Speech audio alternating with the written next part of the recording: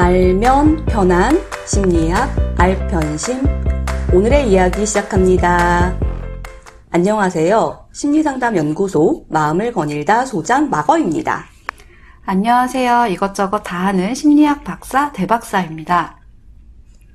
요즘 자존감이 화두인 시대잖아요. 맞아요. 마거님 혹시 1일 1강 하세요? 그게 뭐죠, 깡? 좀 들어보긴 한 것 같은데 사실 자세히 몰라요. 마거님이 의외로 이렇게 유행에 둔감하시다니까요. 제가 요즘 TV를 잘 안 봐서요. 요즘 깡의 시대가 왔죠. 뭐 새우깡인가요? 맞아요. 비가 깡이라는 노래를 불렀고 그 노래가 한 3년 전에 나왔나? 그런데 지금 엄청 유행하는데 결국 새우깡 모델로도 발탁이 됐어요. 아, 진짜요? 네. 성공했네. 장난 아닌데. 좀 얘기 좀 해주세요. 궁금해요. 이게 저도 처음에는 뭐야 이랬는데 빠져들고 있어요. 저도 요새 1일 1강 정도는 하고 있는데요. 그러니까 비 아시죠? 비는 아시죠? 비는 알죠. 네, 월드스타 비. 옛날에 저도 한춤 했어요.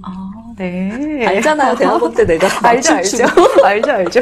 그 춤이랑 비춤은 좀 다르긴 한데, 네, 어쨌든. 네. 이 비가 2017년이었나요? 노래를 야심차게 이렇게 발표를 했는데 거의 사장됐어요. 이런 깡이라는 노래가 있었던 거 전혀 모르셨잖아요. 근데 노래가 이게 한 2007년에 나왔나 싶을 정도로 약간 올드하고 노래 가사도 세상에서 자기가 최고고 막 모든 사람이 나를 우러러 보지 나는 오빠야 막 이러는데 나는 겸손하지 난 자만하지 않아 이러면서 너무 좀 맥락이 없는 가사들이군요. 근데 가사만 맥락이 없는 게 아니라 춤도 왜 저런 동작이 나왔을까 진짜 막 대향연이에요. 뭔가 대환장 파티? 근데 어느 순간 이게 사람들이 매력에 빠진 거죠. 보다 보면 따라할 수밖에 없고 뭔가 그런 게 있어요. 근데 사실 사람들이 엄청 거의 인신공격 수준의 비난 댓글? 그래서 이거밖에 못하냐. 비 월드스타라더니 노래 수준 봐라. 뭐 장난 아니었어요. 그런데 최근에 한 방송에 나와가지고 비가 괜찮다. 자기가 부족했다는 거 안다. 그 노래가 사람들의 어떤 기대를 충족시키지 못했다는 거 안다. 그런데 사람들이 이걸 가지고 같이 놀아주는 거 자기는 되게 반갑고 좋다. 이렇게 쿨하게 인정할 건 인정하고 본인의 부족함도 그냥 딱 보여주고 그러면서 갑자기 비난이 완전 바뀌어가지고 호감이 된 거예요. 그래서 이제 댓글도 바뀌었어요. 비형 진짜다. 이 형은 진짜다. 찐이다, 찐. 그리고 춤도 너네 이렇게 추려고 해봐라. 절대 못 춘다. 좀 너무 과해서 그렇지 되게 멋있는 거다. 이렇게 된 거죠. 그래서 저도 그 방송을 봤거든요. 그걸 보면서 이게 정말 비라는 사람이 자기 자신에 대한 확신이 없다면 이런 비난을 받아들이기가 힘들었을 것 같아요. 근데 누가 뭐래도 자기가 월드스타고 이 노래는 조금 대중에게 안 먹혔을 수도 있지만 사실 자기는 아티스트고 가수로서 역량이 있다라는 자기에 대한 분명한 확신이 있었던 것 같아요. 그러니까 이 비난도 쿨하게 탁. 어떻게 보면은 자존감이 높은 사람의 맞아요. 모습을 보여주고 있네요. 그렇죠. 그래서 요즘에 비뿐만 아니라 뭐 김연경 선수라든지 또 저희가 계속 애정하고 있는 팽수라든지 뭐 이런 모든 사람들이 좀 건강하게 자기를 사랑하는 모습을 대중에게 보여주면서 그렇지. 자기 자신을 있는 그대로 드러내고 사랑하는 게 죄는 아니지. 그렇죠. 팽수가 저는 제가 너무 좋아요. 이렇게 말하기도 하고 네. 김연경 선수도 그런 말을 했다면서요. 맞아요. 뭐 연봉을 이렇게 공개하면서 17억인가 받았대요. 그랬더니 제가 그것만 받았을까요? 저 세계 1등이에요. 이런 식으로 또 되게 소탈하게 당당하게 대박사님이 보내준 그 짤에서도 맞아요. 저 뭐 얼굴도 이 정도면 예쁘다고 생각해요. 라고 얘기한 것도 그렇고요. 그래서 좀 시대가 바뀐 것 같아요. 예전에는 좀 겸손하고 속으로는 내가 멋있다고 생각해도 겉으로는 아우 멀려 이게 미덕이었다면 요즘은 그냥 내가 진짜 나를 사랑하면 사랑한다고 말하고 내가 훌륭하면 훌륭하다고 말하고 표현하는 게 어색하지 않은 그런 시대가 된 것 같기는 해요. 네. 근데 이 자존감이라는 이야기가 나와서 그런데요. 많은 분들이 의외로 자존감과 자존심을 혼동하시더라고요. 그래서 저는 이 얘기를 한번 해보고 싶었거든요. 근데 이제 뭐 예를 들면 제가 좀 의아했던 게 상담할 때 이제 내담자분이 저는 자존감이 높은 사람들 앞에선 주눅이 들어요라고 이렇게 말씀을 하셔서 그게 뭔지 이제 더 여쭤봤어요. 그랬더니 그런 사람들 어떤 사람들인데요라고 이렇게 물어보니까 왜 그런 센 사람들 있잖아요.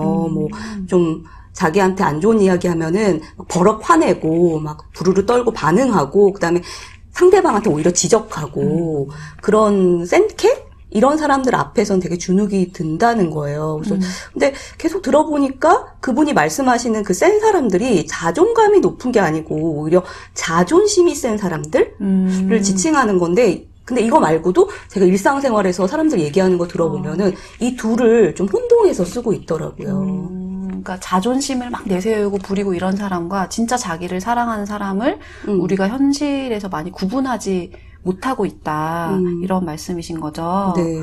사실 자존감, 자존심 단어 자체가 너무 한 끗 차이라서 좀 말은 비슷한데 뉘앙스는 좀 다르게 느껴지기는 해요. 그렇죠. 근데 그렇다고 저한테 구분해봐라. 두 개를 딱. 그러면 또 약간 얼버무리게 되는 헷갈리는 개념인 것도 사실인 것 같아요. 네.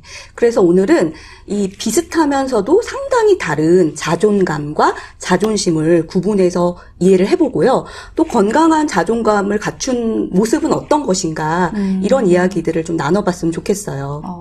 그럼 누구나 다 자기 자신을 정말 사랑하는 사람이길 원하는데 오늘 이 방송을 통해서 그게 어떤 모습인지도 알고 또 자존감, 자존심이 뭐가 다른지 한 방에 딱 해결하고 헷갈리지 않으면 좋겠네요. 네. 우선 이 심리학적인 정의로 들어가기 전에 국어사전을 한번 찾아봤어요. 이 국어사전의 정의에서도 되게 잘 정리가 돼 있더라고요. 국어사전이 최고예요. 그러니까요.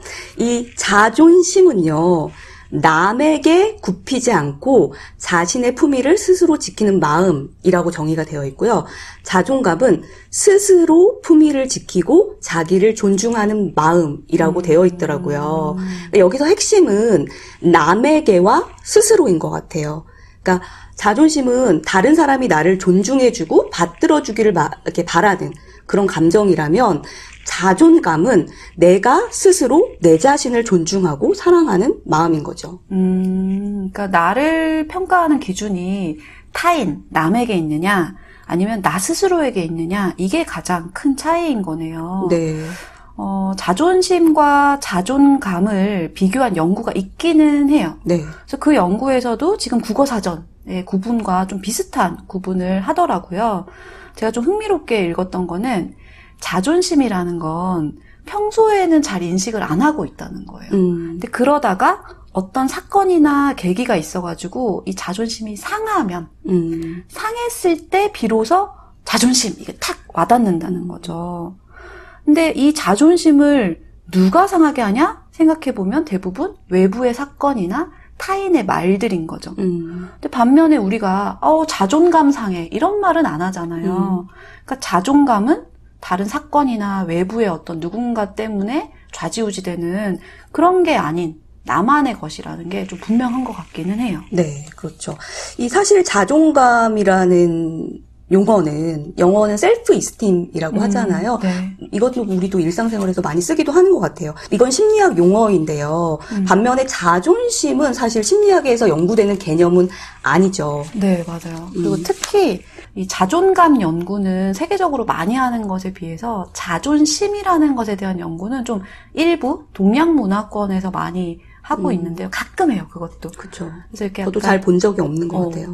타인과 굉장히 밀접한 관계를 맺고 있고 좀 관계지향적인 그리고 타인의 시선을 의식할 수밖에 없는 그런 네. 문화. 그런 문화에서 유난히 좀 중요하게 다루어지는 게 자존심인 것 같아요.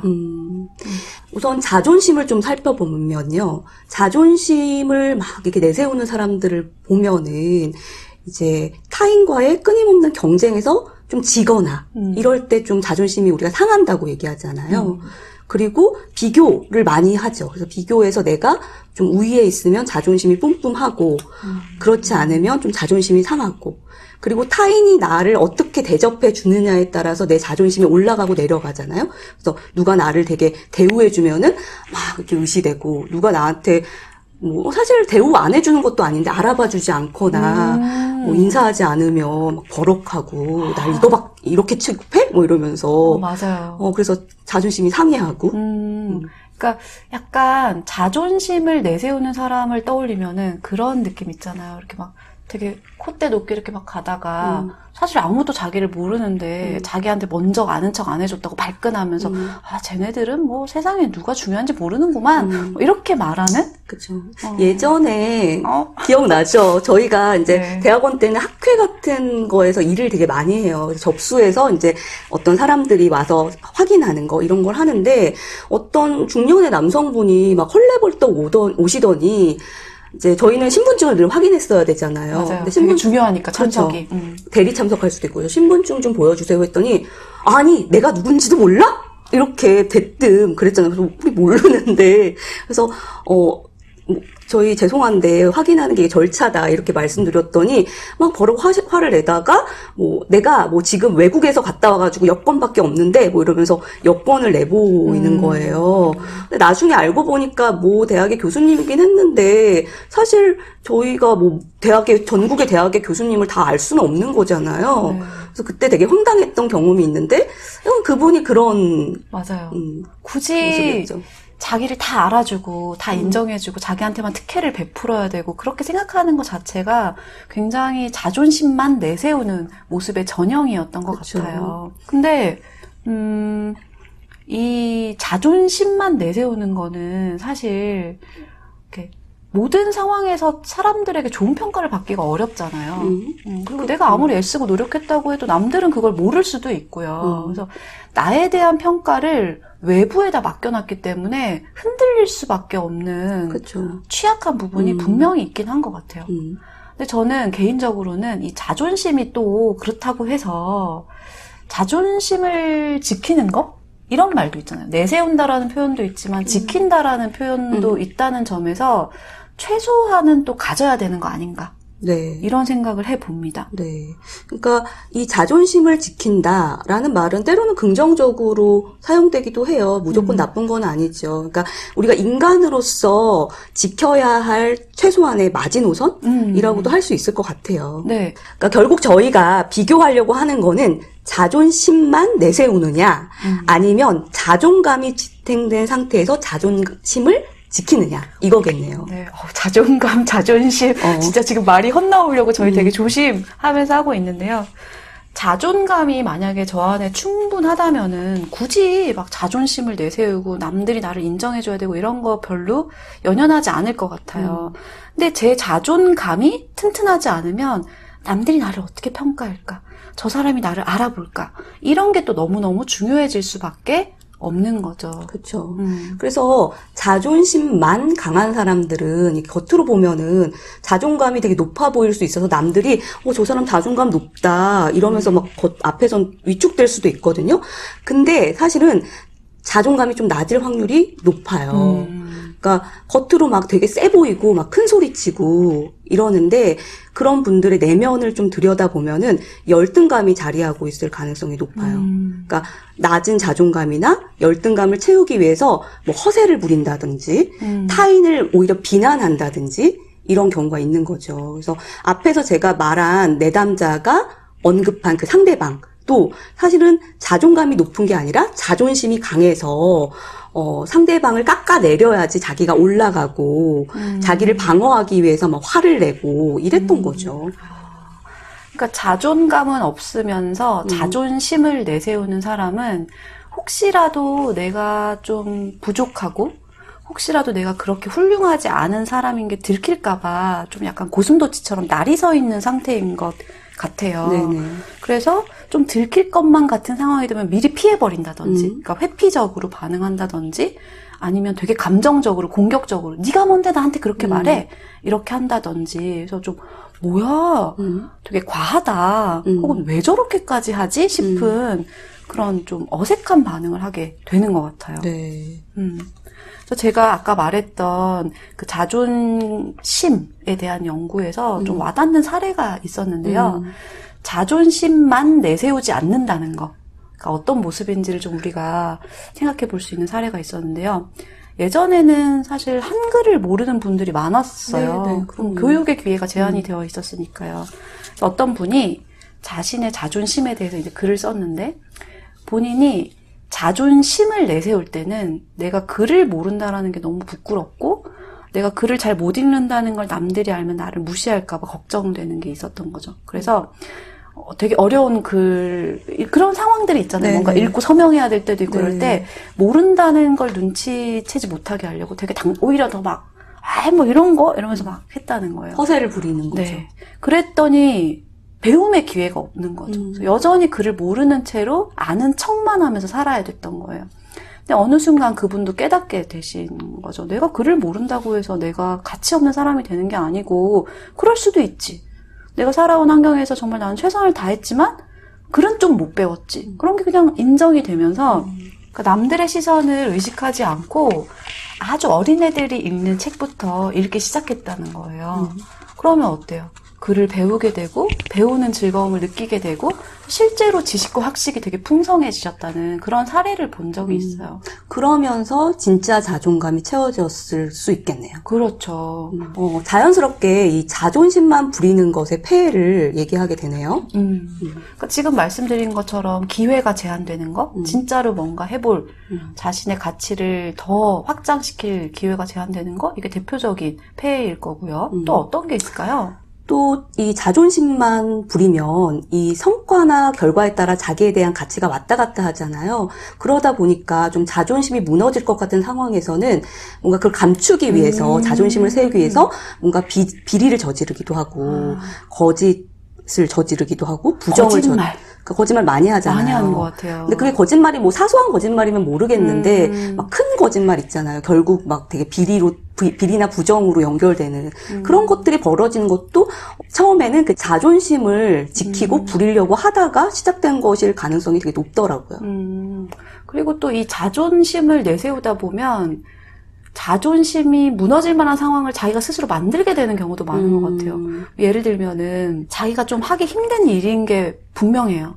그런데 자기가 못한다고 말하면 후배들 보기에 민망해서 나를 좀 무능하게 볼까봐. 그래서 뭐 제가 할게요. 막 다 일 떠맡고 근데 사실은 못하고 그럼 뭉개다 보면은 어느 정도 이렇게 막 뒤로 슬금슬금 빠져가지고 잠적하고 그런 사람도 있어요, 진짜. 저 요즘에 많이 만나요. 네. 그러니까 그게 순간의 자존심을 지키려고 하다가 결국에는 정말 자기의 정체가 탄로나는 자기 스스로 웅덩이를 파고 있는 것이기도 하잖아요. 네. 그리고 또 대인관계에서 이 자존심을 내세우는 사람들은 좋은 관계를 맺기가 힘들죠. 그렇죠. 아까 말했던 것처럼 자기의 어떤 약점을 들킬까봐 걱정돼서 나를 세우고 있고 조금 사실은 상대방은 모르는 건데 자기의 열등감이 건드려지는 순간에는 버럭버럭 화를 내기도 하고 뭐 그렇게 관계를 하고 또 어떤 친밀한 관계가 되면 서로에 대해서 좀 알게 되는데 그것이 들킬까봐 막 아까 말했던 잠적하거나 맞아요. 회피하거나 이런 모습들을 보이기도 하죠.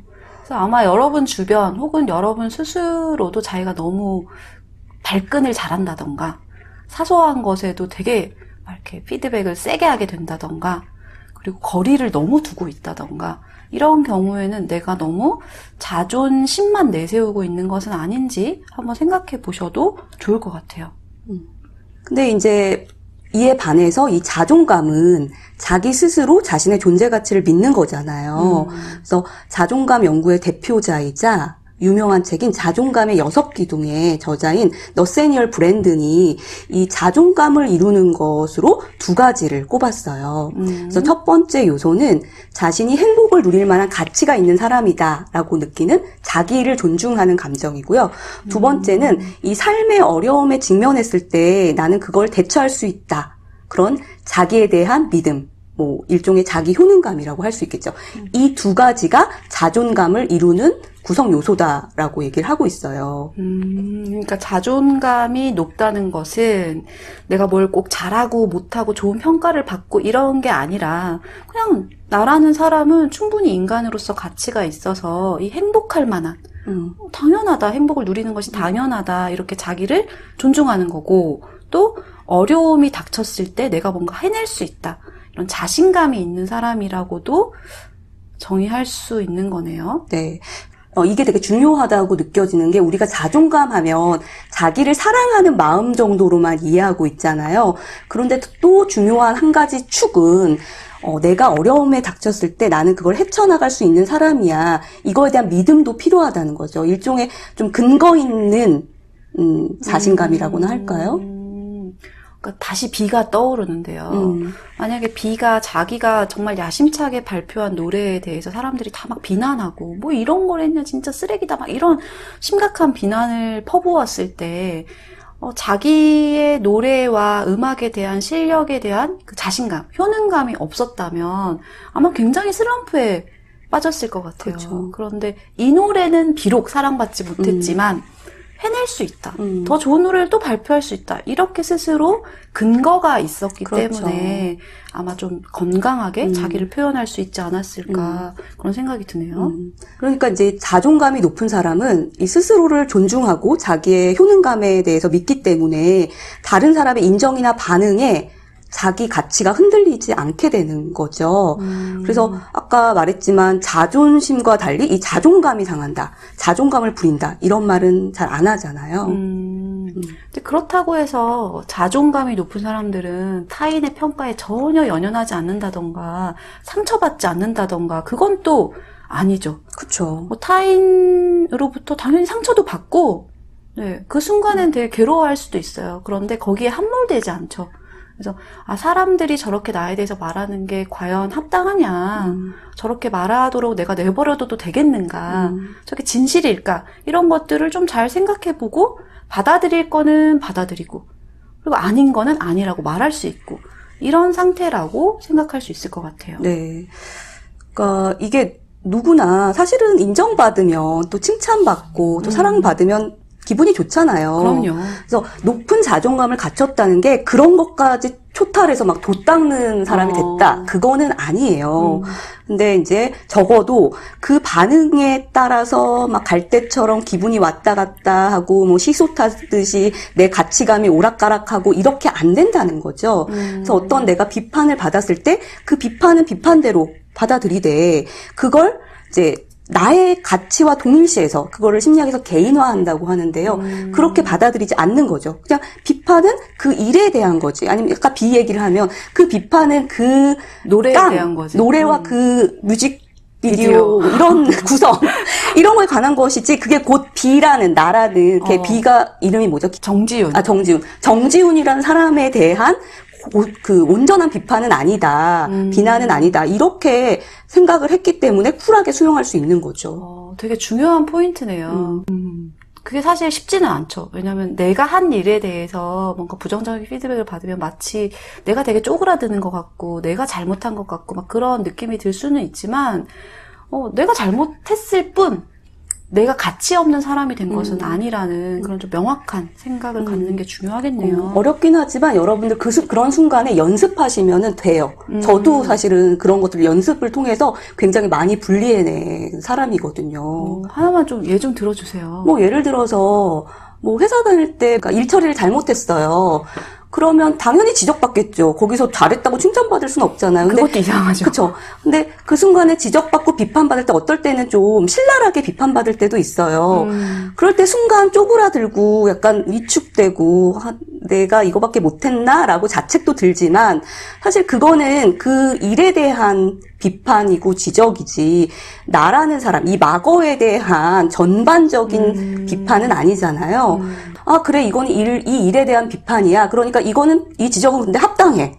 그럼 난 그 지적을 받아들여서 수정하면 되고, 그렇다고 해서 나라는 사람이 뭐 늘 못하는 건 아니고, 그렇잖아요. 그러니까 그런 것들을 연습을 해야 된다는 거죠. 그러니까 반면에 자존감 없이 자존심만 부리는 사람은 아마 그런 상황에서 그 보고서에 대해서 그 진행된 일에 대해서 좀 부정적인 피드백한 사람한테 어떻게 저 사람이 나한테 저렇게 말할까 이러면서 부르르 화를 내거나 아니면 저 사람 피드백이 다 틀렸다고 쳐내거나 그러면 발전할 가능성이 없고 그쵸. 계속 반복되는 부정적인 상황에 처할 거예요. 그러면 결국 그것이 또 그 사람을 굉장히 갉아먹게 되겠죠. 그렇죠. 계속 낮은 자존감을 형성하도록 내버려 두겠죠. 네. 근데 물론 이런 경우도 있어요. 어떨 때는 그 비판이 어떤 상사는 이제 그 비판을 그 일에 대한, 그러니까 비판하는 사람도 마찬가지예요. 맞아요. 그 일에 대한 비판만 해야 되는데 인격 모독을 하는 경우도 있어요. 넌 이거밖에 안 되냐, 넌 쓰레기 같다, 뭐 이런 식으로. 뭐 요즘에 그런 분들 잘 없겠죠? 저희 대학원 때 그런 거 많았는데, 그죠? 그렇죠. 너의 논문은 휴지 한 장만도 못하다, 뭐 이런 거 있었잖아요. 그러니까 그때는 당연히 자존심을 지키기 위해서 그거에 대해서 좀 선을 그어야 돼요. 그렇죠. 그러니까 그게 뭔지 알 것 같아요. 그러니까 이게 어떤 경우에는 지금 피드백을 하는 사람도 중요하다고 하셨잖아요. 피드백을 하는 사람도 자존심만 내세우는 사람인 경우에는 일에 대해서 피드백을 하는 게 아니라 막 이렇게 까고 상대방을 무시하는 게 나를 높여준다라고 생각해서 막 권력을 휘두르는 사람이 있거든요. 그래서 때로는 지금 내가 받고 있는 이 비난과 비판이 정당하지 못하다라는 확신이 들면 저 사람의 몫이라는 게 확신이 들면 죄송한데 라고 좀 자기의 생각을 표현하거나 그런 순간들도 필요한 것 같아요. 그게 최소한 자기를 보호하는 그쵸. 거죠. 아니면은 어느 경우는 좀 어렵긴 해요. 거기서 죄송한데 그렇게 말씀 안 해주셨으면 좋겠습니다라고 하면 좋은데 잘릴 것 같고 그게 좀 어려운 경우도 있죠. 그런 순간에 그걸 하지 못하더라도 최소한 그게 곧 나의 가치를 훼손시키는 일은 아니다. 이건 저 사람이 분명히 잘못된 방식으로 의사소통을 하는 거다라는 생각을 갖고 자기를 지켜내는 그 마음은 가지고 있을 수 있겠죠. 맞아요. 그게 이제 자존감을 지키는 일, 또 자존심을 지키는 일이겠죠. 네. 그럼 자연스럽게 우리, 자존심만 내세우지 않고, 정말 자존감을 가지고 살아가는 건 어떤 모습일지, 그러기 위해서 우리가 무엇을 해야 되는지에 대해서 좀 얘기를 해보면 좋겠네요. 네. 네. 그래서 첫 번째는 이 자존감의 정의, 자존심과 자존감의 정의의 차이에서 답을 얻을 수 있을 것 같아요. 그러니까 나의 가치의 평가를 남에게 온전히 다 맡겨버리지 않는 것. 즉, 다른 사람이 나에게 지적을 하더라도 그게 곧 나라는 사람의 전체 가치를 평가한 게 아니다. 라고 그거를 생각하지 않고 좀 분리해내는 것. 이것이 필요할 것 같아요. 네. 그것과 관련해서 소개하고 싶은 심리학 개념이 있어요. 로커스 오브 이밸류에이션이라는 개념인데요. 한국말로 하면은 평가의 소재? 그래서 내가 나를 평가할 때 어디에 초점을 두느냐는 거죠. 그래서 외부에 초점을 두는 사람들은 우리가 자존심을 세운다라고 했을 때 그 모습이에요. 그래서 내가 얼마나 가치 있고 중요한 사람이고 소중한지를 평가함에 있어서 남들은 뭐라고 말하지? 사람들은 나를 어떻게 보지? 이게 되게 중요한 사람들이에요. 반면에 이 평가의 소재가 내부에 있는 사람들은 내가 나를 어떻게 생각하지? 나는 나 스스로를 얼마나 믿고 있지? 얼마나 좋아하지? 이게 되게 중요한 평가의 근거가 되는 사람들이에요. 그래서 자존감을 가진 사람은 이 로커스 오브 이밸류에이션, LOE라고 하는 이게 내부에 있어야 된다는 거죠. 사실 제가 아무리 애를 쓰고 노력해도 남들의 반응까지 좌지우지할 수는 없거든요. 그래서 남에게 내 평가를 맡겨버리면 상처받을 수밖에 없어요. 내가 통제할 수 없는 부분이잖아요. 그렇죠. 그 사람의 주관이 개입된 평가일 수도 있고 그 사람이 날 좋아하는 게 내가 정말 잘나고 되게 대단하고 좋은 사람이라서라기보다는 그 사람이 좋아하는 특성을 갖고 있기 때문이고 그렇죠. 또 나를 싫어하는 거는 그 사람의 주관이 담겨서 그 사람이 선호하지 않는 모습일 수도 있고 근데 그 반응에 따라서 자꾸 왔다 갔다 하면은 나라는 존재는 되게 허상인 거죠. 맞아요. 그리고 사람들은 잘 몰라요. 그러니까 예를 들면 제가 보고서 하나를 쓸 때 얼마나 노력했고 얼마나 애를 써서 나의 영혼을 갈아 넣었는지 남들은 잘 모르고 관심이 없죠. 그렇죠. 알 필요도 없고 사실. 근데 평가할 때는 각자의 기준으로 평가하기 때문에 내 노력이 그대로 전달되지 않았을 수도 있거든요. 근데 부정적인 평가를 받았다고 해서 내가 정말 애쓴 그 사실이 없어지는 거는 아니란 말이죠. 그래서 너무 외부에 타인이 나의 가치를 결정하도록 가만히 내버려 두시면 절대 안 될 것 같아요. 네. 근데 이제 이 자존감이 되게 중요하다는 공감대가 형성되면서 좀 오해가 생기는 경우가 있는데, 이제 뭐 요즘에 아이들의 자존감을 키워준다고 시험을 아예 폐지하거나 어떤 성과를 평가하지 않거나 이런 걸 주장하는 부모들이 좀 있더라고요. 실제로 있죠. 그래서 뭐, 근데 사실 그런 주장이 나온 배경을 생각해보면 1등이면 너무 소중한 존재고 꼴찌는 가치가 별로 없는 아이고 이런 그러니까 성과, 성취와 가치를 평가하는 걸 분리해내지 못했기 때문에 그런 주장을 하는 것 같아요. 그러니까요. 자기 스스로 공부를 열심히 했는데 1등일 수도 있는 거고 3등일 수도 있고 꼴찌도 있어요. 근데 꼴찌라고 해서 살아갈 가치가 없거나 행복할 권리가 없는 거는 또 아니거든요. 그렇죠. 그러니까 그 성과에 대한 평가와 개인의 가치에 대한 평가를 동일시하지 않고 구분해내는 게 자존감을 지키는 중요한 어떤 팩터가 되겠네요. 네. 그리고 건강한 자존감을 가지기 위한 두 번째 방법으로는요. 그러니까 최소한의 나를 보호하는 환경을 선택하고 만들어 나가는 그런 노력이 필요한 것 같아요. 우리가 아까도 왜 평가를 하는 사람의 이슈가 있을 수도 있다고 했잖아요. 그래서 저는 그런 경험을 했던 것 같은데 만약에 저에 대해서 제가 아무리 나는 괜찮아, 나는 소중한 사람이야 이렇게 믿고 있어도 만약에 주변에서 다 부정적인 피드백만 계속하면 나도 모르게 나의 가치가 자꾸 흔들리고 진짜 설마 저런 사람들이 다 저렇게 말하는 거 보면 정말 저게 사실 아닐까? 이렇게 의심하게 되는 순간이 있잖아요. 네네. 근데 그 환경 자체가 왜곡되어 있을 수도 있고 부적절한 것일 수도 있는데 그런 생각을 하지 못하고 자꾸 자기를 의심하게 되는 순간들이 오는 것 같아요. 근데 그럴 때 이 환경 자체에 변화의 여지가 있다면 변화를 선택하는 용기도 저는 필요하다고 생각합니다. 그 전에 그거를 또 객관적으로 평가하기가 어렵잖아. 이게 나를 갉아먹는 굉장히 위험한 환경인지 아니면 내가 사실 이걸 부족해서인지 정말. 부족하거나 아니면 내가 조금 뭔가 합리적으로 반응하지 못해서인가 이런 것들이 혼란스러울 수도 있잖아요. 그럴 때 어떤 지인한테 물어보거나 내가 이렇게 느끼는데 어떻게 생각하냐 뭐 이런 것들 그러거나 아니면 뭐 전문가에게 상담을 받을 수도 있고요. 네, 그러니까 이 자기를 보호할 수 있는 최소한의 환경을 만들고 선택하라는 것이 나한테 불편하다고 해서 다 피하고 아니라고 말하는 게 아니죠. 그렇죠. 이것도 사람들이 많이 하는 오해예요. 맞아요. 내가 소중하고 내 가치가 중요하니까 나는 불편한 상황에 절대 나는 않겠다. 응하지 않을 거야.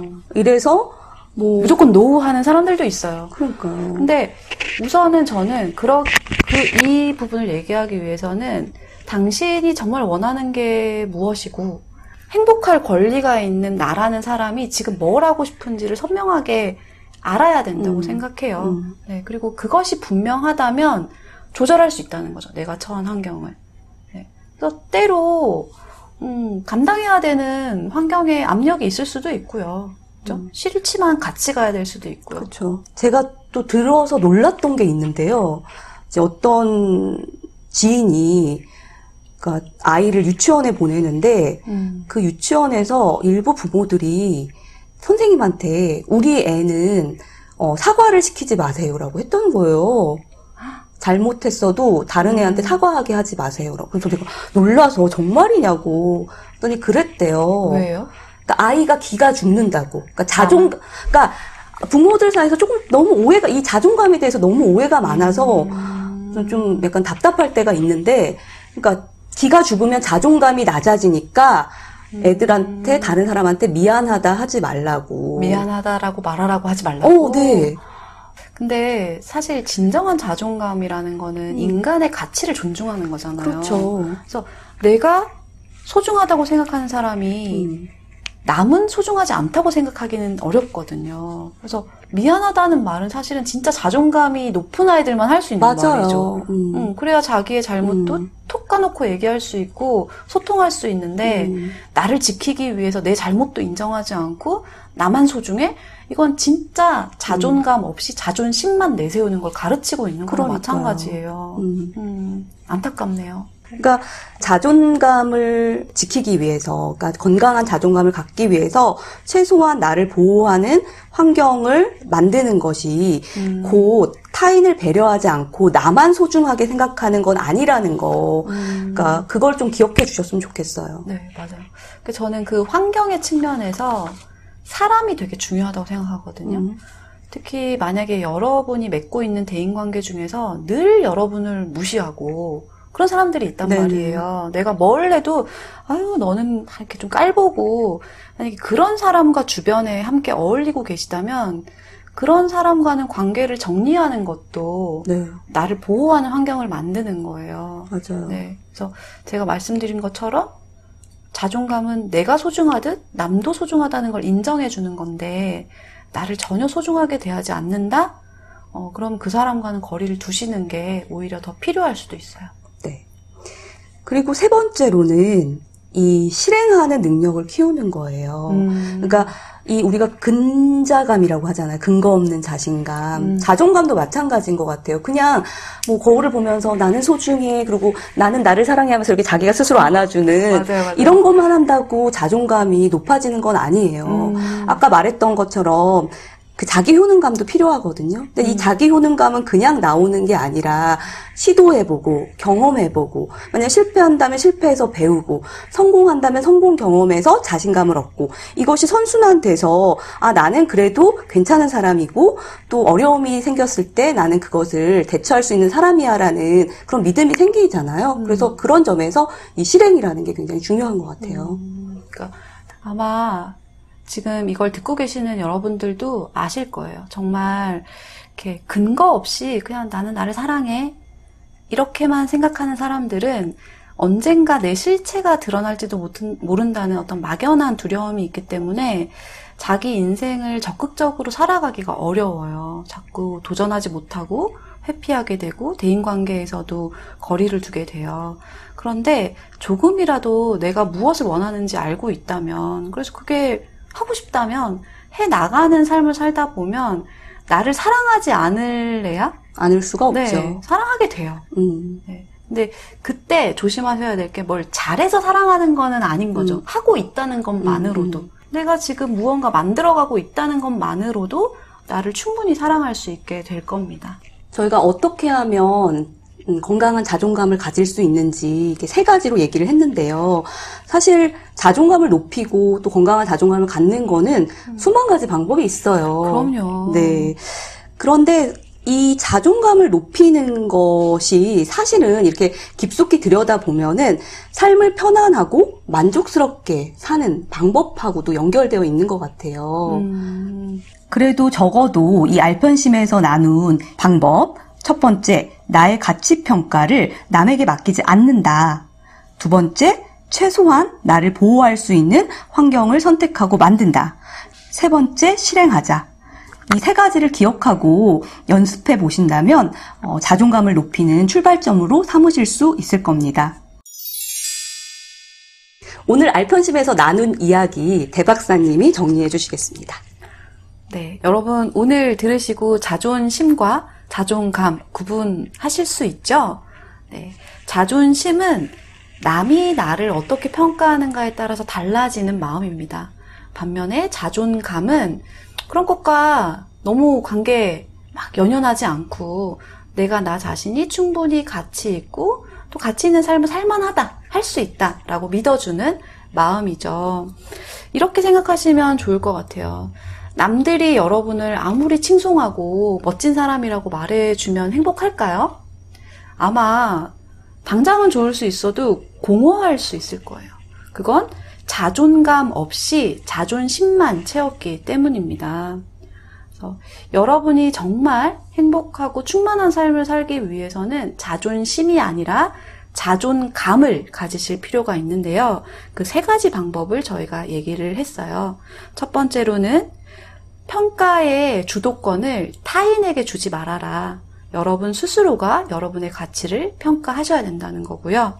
두 번째는 최소한 나의 자존심을 지켜주고 내 자존감을 계속 유지할 수 있는 건강한 환경을 선택하고 만들어 나가야 된다는 겁니다. 그리고 마지막으로는 아무것도 하지 않으면서 나는 나를 사랑해? 이러면 그건 가짜 자존감이에요. 그래서 정말 내가 원하는 것이 있다면 노력하고 실행하는 삶을 사셔야 된다라는 이야기를 했습니다. 오늘 알편심 어떠셨나요? 알게 되어 좀 편해지셨나요?